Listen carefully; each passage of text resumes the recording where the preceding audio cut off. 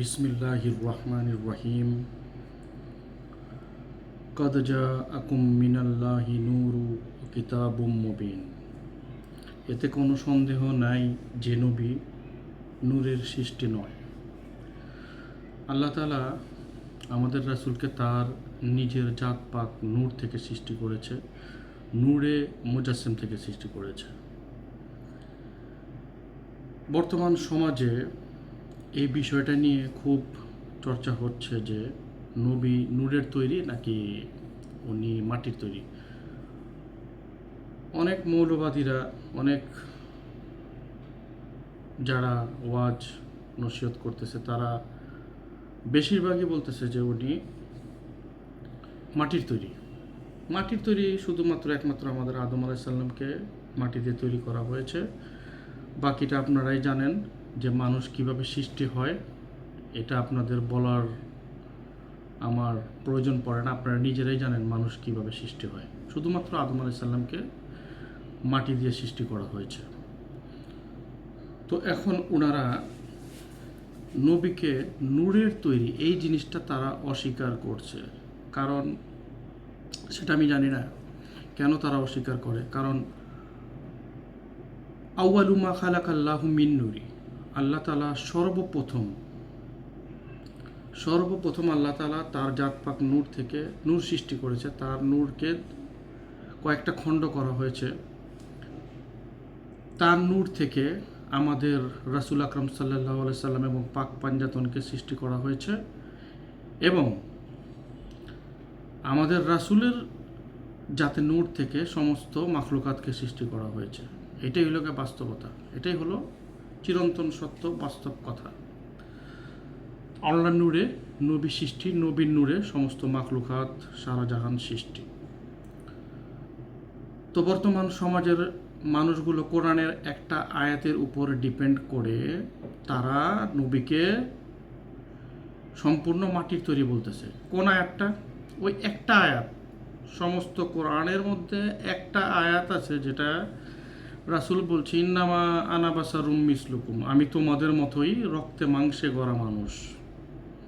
তো এটা হচ্ছে রাসূলের একটা ভদ্রতা, রাসূলের একটা আদব, রাসূলের একটা মানুষত্ব, যার কারণে উনি এটা বলছে আমি তোমাদের মতো রক্তে মাংসে ভরা মানুষ। যেমন আমাদের এখানে ভোট চাওয়ার জন্য অনেক মন্ত্রী, মিনিস্টার বা চেয়ারম্যান, মেম্বার যারা পদে দাঁড়ায় তারা ভোট নেওয়ার জন্য বলে আমিও আপনাদের মতো সাধারণ জনগণ, কিন্তু আসলে কি তারা সাধারণ? না, তারা সাধারণ না। যাক, তাদের সাথে তুলনা দেব না, তাদের সাথে এখানে রাসূল নিয়ে কথা বলতেছি যার সাথে কোনো কিছুরই তুলনা করা যায় না। করতে গেলে সেটা আমাদের আদবের বরখেলাপ হবে এবং বেয়াদবি হবে। তো দেখেন, এই কোরআনের একটা আয়াতের রেফারেন্স তারা জানে না, অথচ রাসূল নূরের তৈরি। হাদিসে অনেক দলিল আছে, কোরআনেও অনেক অগণিত দলিল আছে রাসূল নূরের তৈরি। অগণিত শত শত দলিল আছে রাসূল নূরের তৈরি। নূর থেকে, আল্লাহ নূর থেকে রাসূলকে সৃষ্টি করা আছে, শুধুমাত্র একটা আয়াত। তো এই একটা আয়াত, আমি যে কথাটা বলতেছি সেটা খুব গুরুত্বপূর্ণ কথা, মনোযোগ সহকারী আপনাদের শুনতে হবে। কেন রাসূল এই কথাটা বলল ইন্নামা আনা বাশারুম মিসলুকুম, আমি তোমাদের মতোই রক্তে মাংসে গড়া মানুষ? কেন রাসূল এই কথাটা বলল? আমরা কি সেই কেনর দিকে গিয়েছি কেউ? আমরা কেনর দিকে যাইনি। রাসূল টুপি পরে, হ্যাঁ আমরা পরি, কিন্তু কেন পরে সেটার দিকে যাইনি। রাসূল জুব্বা পরিধান করে, রাসূল পাগড়ি পরিধান করে, রাসূল পাক সাল্লাল্লাহু আলাইহি সাল্লাম দাড়ি রেখেছে, রাসূল পাক সাল্লাল্লাহু আলাইহি সাল্লাম মধু খেতে বলেছে। আমরা রাসূলের প্রত্যেকটা বাত, প্রত্যেকটা কথা পুঙ্খানুপুঙ্খভাবে অনুসরণ করি, কিন্তু কেন এই কাজগুলো উনি করেছে সেই কেনর মধ্যে আমরা এখনো পর্যন্ত যাই না। কেন উনি পাগড়ি পরলো, এটার কারণ কি? কবে থেকে পাগড়ি প্রচলিত হলো? কেন উনি দাড়ি রাখলো, সেই কেনর মধ্যে আমরা যাই না। আমরা শুধু বলি রাসূল করছে আমাদেরও এটা করতে হবে। না, রাসূল করছে আমাদের এটা করতে হবে না। রাসূল যা পারে আমরা তা পারবো না। রাসূলের সব কিছু যদি আমরা পারতাম তাহলে আমরা নিজেরাই নবী হতাম, নিজেরাই রাসূল হয়ে যেতাম। মালিক মাফ করুক। তো ওই আয়াতটার কথা বলবো, ইন্নামা আনা বাশারুম মিসলুকুম, আমি তোমাদের মতোই রক্তে মাংসে গড়া সাধারণ মানুষ। কেন বলেছে, সে কেনর দিকে যাব। এই কেনটা এখনো পর্যন্ত কারো মুখ থেকে আমি শুনতে পাইনি। দেখেন কেন রাসূল কোন সময় দেশ কাল পাত্র ভেদ রাসূল এই কথাটা বলছে যে ইন্নামা আনা বাশারুম মিসলুকুম, আমি এখন পূর্বে চলে যাই। পূর্বে বলতে কখন? হজরত ইব্রাহিম আলাইহিস সালামের সময়। ওই সময় আমি এখন চলে যাই। হজরত ইব্রাহিম আলাইহিস সালাম যখন ভূমিষ্ঠ হলো, ইব্রাহিম আলাইহিস সালাম ভূমিষ্ঠ হওয়ার পর উনি বড় হলো, আস্তে আস্তে উনি চিন্তা করলো যে এই মাখলুকাতের সৃষ্টিকর্তা একজন আছে, তার ইবাদত বন্দেগী করতে হবে। তো উনি দেখলো যে উনি বৃক্ষের পূজা শুরু করলো। বৃক্ষের পূজা করলো যে না, এটা তো স্থায়ী না, এটা প্রভু হতে পারে না। তারপরে উনি মূর্তি বানাইলো বিভিন্নভাবে। উনি কিন্তু মূর্তির ব্যবসায়ী ছিল, উনি মূর্তি বানায় বিক্রি করতো, এটা ছিল তার পেশা। তো তারপর উনি এই অগ্নি পূজা শুরু করলো। অগ্নি দেখে যে না, এটা তো স্থায়ী না, এটা একসময় ধ্বংস হয়ে যায়, এটা প্রভু হতে পারে না, সেটাকে বর্জন করলো। এরকম করে বৃক্ষ পাহাড় সব কিছুকে বর্জন করার পরে একদিন দেখলো যে সূর্য উদিত হয়েছে। এই সূর্য, সমস্ত মাখলুকাত আলোকিত হয়ে গেল এই সূর্য। তখন সেটার আরাধনা শুরু করলো। তখন আরাধনা করার পর যখন অস্ত গেল, যখন সূর্য অস্ত চলে গেল, সন্ধ্যা গড়িয়ে এলো, তখন বললো যে না, এটা স্থায়ী না, এটাও প্রভু হতে পারে না। তারপর উনি কি করলো, দেখুন চন্দ্র উদিত হলো রাত্রে, তখন চিন্তা করলো যে এটাই বুঝি প্রভু, তার নিদর্শন হতে পারে, তার ইবাদত আমি করি। তখন সেটার আরাধনা শুরু করলো। চন্দ্র এক সময় চলে গেল, সকাল ভোর হয়ে গেল, আবার সূর্য উদিত হলো। তখন উনি খুব টেনশন, চিন্তায় পড়ে গেল যে কিভাবে আমি প্রভুকে পাবো, কিভাবে আমি প্রভুর ইবাদত করব। তখন তার উপরে ওহী আসলো আমাদের জিবরাইল আলাইহিস সালামের মাধ্যমে। উনি বলতেছে যে এসে তাকে যে হে ইব্রাহিম আলাইহিস সালাম, আপনি তাকে অনুসরণ করেন, এগুলোকে যিনি পরিচালনা করে। কোনটা? পাহাড় পর্বত বৃক্ষরাজি লতাপাতা যা কিছু আছে, সূর্য চন্দ্র গ্রহ নক্ষত্র, এইগুলোকে যিনি পরিচালনা করে, তার ইবাদত বন্দেগী আপনি করেন। তখন ইব্রাহিম আলাইহিস সালাম আল্লাহর আরাধনায় ধ্যানমগ্ন হলো। তখন তিনি প্রভুর ইবাদতে মগ্ন হলো। এই কথাটা খেয়াল রাখবেন যে এই সমস্ত জিনিসগুলোকে, চন্দ্র সূর্যকে যিনি পরিচালনা করে, তার ইবাদত বন্দেগী করার কথা বলছে। এটা মাথায় রাখেন, পরে এই কথাটা আসবে আমার। তো এগুলোকে পরিচালনা যে করে, এগুলোর পরিচালক যিনি, তার ইবাদত করেন। তো ইব্রাহিম আলাইহিস সালাম তার ইবাদত করতে থাকে, আল্লাহর ইবাদতে ধ্যানমগ্ন হয়ে। তখন আস্তে আস্তে দিনে শিক্ষা দেওয়া শুরু করে, আল্লাহর ওহী তার কাছে আসে, তিনি ওহী বন্টন করে তৎকালীন সমাজে তার অনুসারীগণের কাছে। তো ইব্রাহিম আলাইহিস সালামের দিন গেল, ইসমাইল আলাইহিস সালামের দিন গেল, কিন্তু এই কথাগুলো, বাণীগুলো, এই এই জিনিসগুলো রয়ে গেল, কেতাবের মধ্যে এসে পড়ল। এগুলা একটা ইব্রাহিম আলাইহিস সালাম থেকে শুরু করে ইসমাইল আলাইহিস সালাম, এরকম পর্যায়ক্রমে আমাদের ঈসা আলাইহিস সালাম পর্যন্ত সমস্ত কিছু কেতাবে এসে পড়লো যে এইগুলোর পরিচালক যিনি, তার ইবাদত বন্দেগী করতে হবে আমাদেরকে।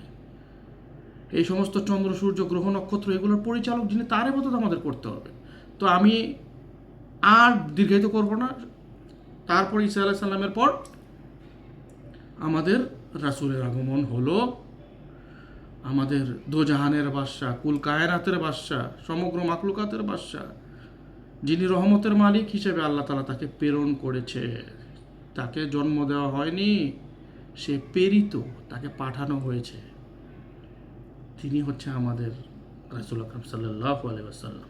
তো উনি যখন আগমন করলো, উনি যখন ওই যে আউয়ালু মা খালাকাল্লাহু মিন নূরি, যখন আল্লাহ তাআলা সর্বপ্রথম আমাদের রাসূলকে সৃষ্টি করছে, পাক পাঞ্জাতনকে সৃষ্টি করছে। এই পাক পাঞ্জাতন সহ আমাদের রাসূল সহ পাক পাঞ্জাতন ছিল। এই পাক পাঞ্জাতনকে যখন সৃষ্টি করে, তখন আদম আলাইহিস সালামকে দেখানোর জন্য নিয়ে যায়, দেখো এই জিনিস, বেহেশত দোজখ সব কিছু তাকে চেনানোর জন্য নিয়ে যায়। যখন এই পাক পাঞ্জাতনের প্রধান এই নূরের কাছে নিয়ে যায়, 5টা পাক পাঞ্জাতন বলতে কি বোঝা যায়? পাক অর্থ পবিত্র, পাঞ্জা বলতে 5 এবং তন বলতে দেহ। এই 5টা দেহ আগেই ছিল, আল্লাহ তাআলা সৃষ্টি করে রেখেছিল। তখন আদম আলাইহিস সালামকে যখন নিয়ে গেল এগুলো পরিচয় করার জন্য, তখন আদম আলাইহিস সালাম দেখে মনে খুব কষ্ট পেল। কি কষ্ট পেল? যে হে আল্লাহ, হে প্রভু, আমার আগেও কি আদম আছে? আমার আগেও কি আরও আদম আছে? তাদেরকে দেখে আদমের মনে কষ্ট পেল। তখন আল্লাহ বলল, হ্যাঁ, তোমাকে সৃষ্টি করা হয়েছে, তাদেরকে আমি পরবর্তীতে পাঠাবো, এটার জন্যই তোমাকে সৃষ্টি করা হয়েছে। তো ওই দিকে যাব না, রাসূলের যে মূল কথা, যেই আয়াত নিয়ে বাড়াবাড়ি করা হচ্ছে যে রাসূল মাটির তৈরি, দেখেন কিভাবে পর্যায়ক্রমে রাসূল দিনই প্রচার করতে থাকে। প্রচার করতে করতে হেরা গুহায় ধ্যানমগ্ন অবস্থায় আল্লাহর সান্নিধ্য লাভ করে, উনি মেরাজ করে, আল্লাহর সাথে দর্শন করে। তো এক সময় রাসূল আকরাম সাল্লাল্লাহু আলাইহি সাল্লাম, এই ঘটনাটা আপনারা সবাই জানেন, এমন কোনো ব্যক্তি নাই, ছোট বাচ্চা শিশু থেকে বড় পর্যন্ত সবাই জানে। আমাদের রাসূল আকরাম সাল্লাল্লাহু আলাইহি সাল্লাম, তার চাচা যখন তাকে বলছিল যে তুমি যদি হক নবী হয়ে থাকো, তুমি যদি চন্দ্রকে দ্বিখণ্ডিত করতে পারো, তাহলে আমি কলমা পড়ে তোমার কাছে মুসলমান হয়ে যাব। এই ঘটনাটা সবাই জানে। তখন রাসূল আকরাম সাল্লাল্লাহু আলাইহি সাল্লাম, দো জাহানের বাদশাহ, কুল কায়নাতের বাদশাহ, তার আঙ্গুলের ইশারা দিয়ে চন্দ্রকে দ্বিখণ্ডিত করে দিল। সাথে সাথে চন্দ্র দ্বিখণ্ডিত হয়ে গেল। চন্দ্র কেন, তখন যদি গ্রহ নক্ষত্র সূর্যর কথা বলতো তার চাচা, তখন সেটাও দ্বিখণ্ডিত করে দিতে পারতো রাসূল আকরাম আমাদের সাল্লাল্লাহু আলাইহি ওয়াসাল্লাম। সুবহানাল্লাহ, হক ইয়া রাসূল। তো উনি এই কাজটা করার পর উনি তাকে অস্বীকার করে চলে গেল। তখনকার তৎকালীন সমাজে যারা রাসূলের অনুসারী, যারা রাসূলকে মানে, যারা দিনের প্রতি আকৃষ্ট, যারা দিনের জন্য আসতেছে, তারা ভাবতেছে যে রাসূল এই কাজ করেছে। অনেকের মনে অনেক ধরনের প্রশ্ন সৃষ্টি হয়েছে যে ইব্রাহিম আলাইহিস সালাম থেকে ঈসা আলাইহিস সালাম পর্যন্ত আমরা সবাই শুনে এসেছি যে এগুলোর পরিচালনা যিনি করে তিনি খোদা, তিনি হচ্ছে খোদা। যে খোদা এই চন্দ্র সূর্য গ্রহ নক্ষত্র এগুলোর পরিচালনা করে, তার ইবাদত করতে বলছিল ইব্রাহিম আলাইহিস সালামকে। তো আমাদের রাসূল আকরাম সাল্লাল্লাহু আলাইহি সাল্লাম, উনার আঙ্গুলের ইশারা চন্দ্র দ্বিখণ্ডিত হয়ে যায়। তার মানে কি চন্দ্র সূর্য গ্রহ নক্ষত্রের পরিচালক উনি, উনি এগুলো পরিচালনা করে, উনি এগুলোর পরিচালক। সবাই রাসূলকে খোদার দিকে নিয়ে যাচ্ছে। তো রাসূল আকরাম সাল্লাল্লাহু আলাইহি সাল্লাম ভাবতেছে যে এখন তো সবাই আমাকে খোদা মনে করবে। রাসূল খোদা নাকি সেটা আমরা ভালো মতো জানি, তো এই বিষয়ে আমরা কথা বলবো না। যেটা নিয়ে প্রশ্ন সেটার বিষয়ে কথা বলবো। প্রশ্ন কি, তখন রাসূল মনে ধাবিত করলো যে আল্লাহর তরফ থেকে ওহী এসেছে। কি ওহী এসেছে? তোমরা আমাকে কেউ খোদা বলে দাবি করো না। ইন্নামা আনা বাশারুম মিসলুকুম, আমি তোমাদের মতোই রক্তে মাংসে গড়া মানুষ। তখন ওই মুহূর্তে রাসূল এই কথাটা বলে, কেন? তাকে যাতে খোদা বলে দাবি কেউ না করে, কেউ না মানে, এই কারণে এই কথাটা বলছে। কারণ উনি জানে ওই সময় যদি তাকে মানে তাহলে তৎকালীন সমাজের মানুষ তাকে হত্যা করবে। ওই সময় তিনি বলে যে ইন্নামা আনা বাশারুম মিসলুকুম, আমি তোমাদের মতোই রক্তে মাংস গড়া মানুষ, আমি সাধারণ মানুষ নই। যিনি চন্দ্রকে দ্বিখণ্ডিত করে ফেলে সে কি সাধারণ মানুষ? যিনি সূর্যকেও দ্বিখণ্ডিত করতে পারে, গ্রহ নক্ষত্র সব কিছুকে দ্বিখণ্ডিত করতে পারে, তিনি কি সাধারণ মানুষ হতে পারে? কখনোই না। এই সমাজ কেন জানি না রাসূল সম্পর্কে ভালো কথা বললে কিছু মানুষের অ্যালার্জির সৃষ্টি হয়। একটা কথা মনে রাখবেন, যাদের মধ্যে এই ধরনের অ্যালার্জি আছে তারা প্রকৃতপক্ষে রাসূলের উম্মত নয়। যারা রাসূলের উম্মত তারা রাসূল সম্পর্কে জানে, রাসূল সম্পর্কে বুঝে, রাসূল কিসের তৈরি, রাসূল কোত্থেকে আসলো, রাসূল কে, সম্পূর্ণ বুঝে সব কিছু। কিন্তু তারা লোক সমাজে প্রকাশ করে না, কারণ তাদেরকে ওই যে একদল আছে তারা হত্যা করবে। আমাদের রাসূলকেই তো বাদ দেয়নি, আমাদের রাসূলকেই তো হত্যা করার জন্য বাদ দেয়নি, যিনি কুল কায়নাতের মালিক। আল্লাহ তাআলা যাকে ওমা আরসালনাকা ইল্লা রাহমাতুল লিল আলামিন বলে পাঠিয়েছেন, সমস্ত মাখলুকাতের জন্য রহমত স্বরূপ যাকে পাঠিয়েছেন, তাকেই তো হত্যা করার জন্য তারা ত্রুটি করেনি, করার জন্য পরিকল্পনা কোনো প্রকারের ত্রুটি করেনি। তো আমরা তো কিছুই না, আমরা সাধারণ মানুষ, যে কোনো সময় আমাদেরকে করতে পারে। তো যারা রাসূলকে মানে না, একটা কথা মনে রাখবেন, যারা রাসূলকে মানে না তারা রাসূলের উম্মত নয়। তাদের হতে পারে বিশাল বড় বড় পাগড়ি, হতে পারে বিশাল বড় বড় দাড়ি, হতে পারে বিশাল বড় বড় জুব্বা, কিন্তু তারা রাসূল প্রেমিক নয়, তারা রাসূলের উম্মত নয়।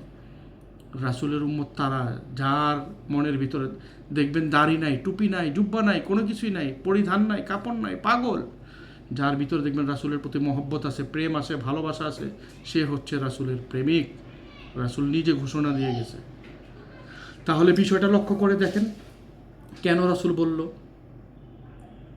এই আয়াতটার সারমর্মটা কি, কেন উনি বলল, এই কারণে উনি বলছে যাতে উনাকে কেউ খোদা বলে না মানে, কারণ ওই সময় মানতে গেলে উনাকেও হত্যা করা হবে। আর যদি এই ধরনের পরিস্থিতি না থাকতো তাহলে উনি ঠিকই বলতো যে আমি এগুলোর মালিক, আমি এগুলো পরিচালনা করতে পারি, সে ক্ষমতা আমার আছে। রাসূল তখন এই কথা বলতো, কিন্তু সে বলেনি। পরিস্থিতির শিকার হয়ে উনি বলছে যে ইন্নামা আনা বাসারুম মিসলুকুম, আমি তোমাদের মতোই রক্ত মাংসে করা মানুষ। সাধারণের মাঝে একটা সুন্দর বাণী ছেড়ে দিল। আর জাহিলগণ সেটাকে আঁকড়ে ধরে বসে থাকলো। সেই আয়াতকে আঁকড়ে ধরে বসে থেকে সেটাকে পুঁজি করে তারা রাসূলকে ছোট করতেছে। তারা রাসূলের উম্মত নয়। রাসূলের উম্মত তারা যারা রাসূলকে বড় করে, উঁচা মার্গে নিয়ে যায়, রাসূলের নাম ডাক শান শওকাত বাড়ায়, তারাই হচ্ছে রাসূলের উম্মত। তো এই ভুল ধারণায় আপনারা থাকেন না। শত শত দলিল আছে রাসূল নূরের তৈরি। একটা দলিল যেটার সারমর্ম আমি বলে দিলাম, কেন রাসূল এই কথা বলেছিল, এই কারণেই বলেছিল যে চন্দ্রকে দ্বিখণ্ডিত করার কারণে, যে আমাকে তো খোদা মানবে। তখন রাসূল নিজেকে সাধারণ প্রকাশ করার জন্য তখন তিনি বলছে ইন্নামা আনা বাশারুম মিসলুকুম, তোমরা আমাকে বড় ভেবো না, আমি তোমাদের মতোই রক্তে মাংসে করা মানুষ। এটাকে পুঁজি আর আপনারা কইরেন না। এই পুঁজিটা আপনাদের কাছে রেখে দেন, আমাদের এই পুঁজির দরকার নেই। তো আর বেশি কিছু বলবো না। তো আশা করি আপনারা বুঝতে পারছেন যে রাসূল কিসের তৈরি। রাসূল সম্পূর্ণ নূরের তৈরি। হাদিস দলিল কোরআন দ্বারা প্রমাণিত, শত শত হাদিস আছে, শত শত কোরআনের বাণী আছে রাসূল নূরের তৈরি। সর্বপ্রথমই আমি রাসূল নূরের তৈরি এটার কথা বলে গেছি, কদ জাআকুম মিনাল্লাহি নূরু ওয়া কিতাবুম মুবিন, সর্বপ্রথমই আমি বলে গেছি। তারপরে কোরআনের আরেক আয়াত আছে, আউয়ালু মা খালাকাল্লাহু মিন নূরি, আল্লাহ তাআলা সর্বপ্রথম রাসূলের নূর সৃষ্টি করেছে। আর বেশি কিছু বলবো না। ওয়াখির দাওয়ানা আনিল হামদুলিল্লাহি রাব্বিল আলামিন। আসসালামু আলাইকুম ওয়া রাহমাতুল্লাহি ওয়া বারাকাতুহু।